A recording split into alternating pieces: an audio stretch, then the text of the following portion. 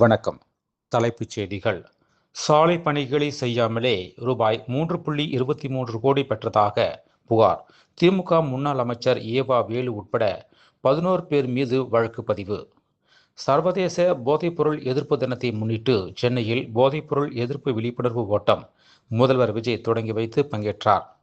பேரவையை திரையரங்கமாக மாற்றாமல் மக்கள் அரங்கமாக நடத்த வேண்டும். முதல்வர் விஜய்க்கு தமிழிசை சவுந்தரராஜன் வேண்டுகோள். திமுகவில் இனி கூட்டணியே வேண்டாம் என்று சொல்லிக் கொண்டிருப்பது பற்றி பரிசீலிப்போம். முன்னாள் அமைச்சர் மதிவாணன் இல்ல திருமண விழாவில் மு.க.ஸ்டாலின் பேச்சு. அரசு நிகழ்ச்சியில் வைக்கப்பட்டிருந்த பேனரில் தனது பெயர் ஏன் முதலில் இடம்பெறவில்லை? விருதுநகர் மாவட்ட ஆட்சியரிடம் அமைச்சர் ஜெகதீஸ்வரி எழுப்பிய கேள்வியால் பரபரப்பு. லஞ்சம் கேட்டு விவசாயிகளை மிரட்டிய தாவேகா நிர்வாகியை கைது செய்ய வேண்டும். தமிழக பாஜக தலைவர் நயினார் நாகேந்திரன் வலியுறுத்தல். தமிழகத்தில் நாளை போலியோ சொட்டு மருந்து முகாம் முதல்வர் விஜய் தொடங்கி வைக்கிறார். சுயமரியாதையும் தன்மானத்தையும் இழந்து தான் திமுகவுடன் 9 ஆண்டுகள் பயணித்தோம்.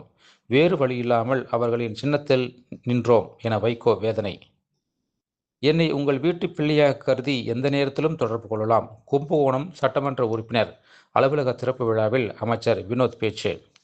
சர்பதிவாளர் அலுவலகங்களில் பத்திரப்பதிவு மேற்கொள்ளும் பொதுமக்கள் உரிய கட்டணம் தவிர வேறு எந்த வகையிலும் யாருக்கும் பணம் கொடுக்க வேண்டாம்.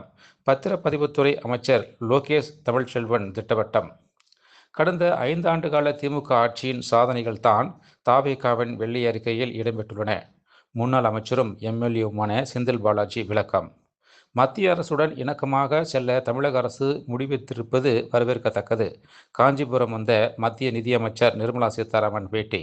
மேலும் விரிவான செய்திகளுக்கு அரசியல் ராஜ்யம் மின் இதழை படியுங்கள். நன்றி, வணக்கம்.